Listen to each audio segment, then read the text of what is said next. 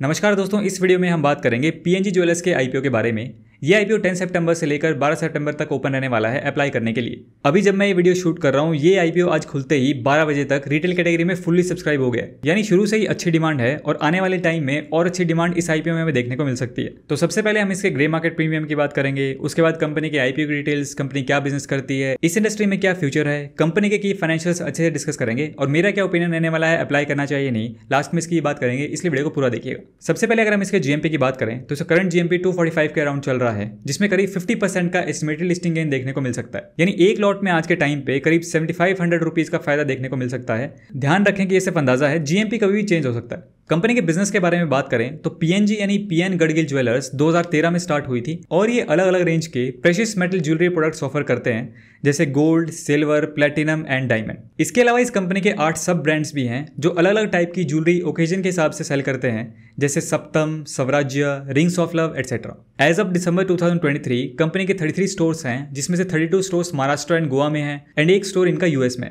अब अगर हम इस इंडस्ट्री के बारे में बात करें तो जैसे जैसे हमारी इकोनॉमी बढ़ रही है, लोगों की इनकम इंक्रीज हो रही है, तो गोल्ड की डिमांड भी इंक्रीज हो रही है। तो ये सेक्टर पॉजिटिव पिक्चर में है और फ्यूचर में और अच्छी ग्रोथ इस इंडस्ट्री में प्रोजेक्ट की जा रही है। अब हम क्विकली इस आईपीओ की डिटेल्स की बात कर लेते हैं। आईपीओ का प्राइस बैंड यहाँ पे 456 से 480 का रखा गया है। टोटल इशू साइज यहाँ पे 1100 करोड़ का है, जिसमें से फ्रेश इशू 850 करोड़ का है और ऑफर फॉर सेल यहाँ पे 250 करोड़ का रखा गया। एक लॉट में यहाँ पे करीब 31 शेयर्स रखे गए हैं। ये रिटेल कैटेगरी में आपको इस आईपीओ में अप्लाई करने के लिए करीब 14,880 रुपए मिनिमम पे करने पड़ेंगे। आईपीओ की जो टाइमलाइन होने वाली है उसको आप यहाँ पे स्क्रीन पे देख सकते हैं। 17 सितंबर को इस आईपीओ की लिस्टिंग होगी और आप 12 सितंबर शाम 5 बजे तक इस आईपीओ में अप्लाई कर सकते हैं।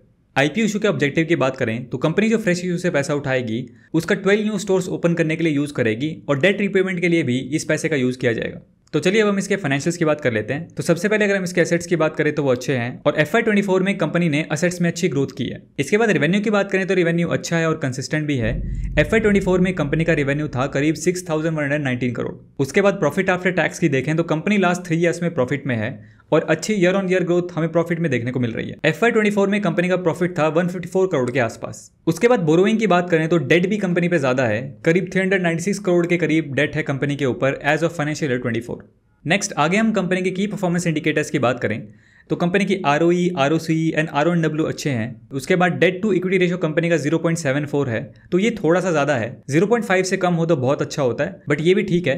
आईपीओ के बाद ये रेशियो और कम हो सकता है। प्रॉफिट मार्जिन भी सिर्फ 2.5% का है, तो ये थोड़ा सा नेगेटिव पॉइंट लगा। और कंपनी का पीई रेशियो भी थोड़ा सा मुझे हाई लग रहा है। 25 के अराउंड एक आइडियल पीई रेशियो होता है, इसका 36 है। स्टिल इस इंडस्ट्री में इसके पीयर से कंपैरिजन करें तो इसका पीई रेशियो लोअर साइड पे ही है, यानी कंपनी की वैल्यूएशन अच्छी है कंपैरिजन। नाउ चलिए अब हम इसके कंक्लूजन की बात करते हैं कि इस आईपीओ में अप्लाई करना चाहिए या नहीं। लेकिन उससे पहले मैं आपसे रिक्वेस्ट करना चाहूँगा कि अगर आपने हमें अभी तक टेलीग्राम पे फॉलो नहीं किया तो फॉलो कर लीजिए। वहाँ पे आपको इस तरह के IPO and finance related updates मिलते रहते हैं। लिंक आपको वीडियो के डिस्क्रिप्शन में मिल जाएगा। मैं अपना ओपिनियन शेयर कर देता हूँ, बट आपको कोई भी डिसीजन लेने से पहले अपने खुद का एनालिसिस करना है। ये वीडियो सिर्फ एजुकेशन पर्पज के लिए कोई रिकमेंडेशन नहीं है मेरा। अब सबसे पहले हमने कंपनी का जीएमपी देखा तो वो अच्छा चल रहा है। ओवरऑल फाइनेंशियल्स कंपनी के अच्छे हैं, 1-2 पॉइंट को छोड़ दें तो।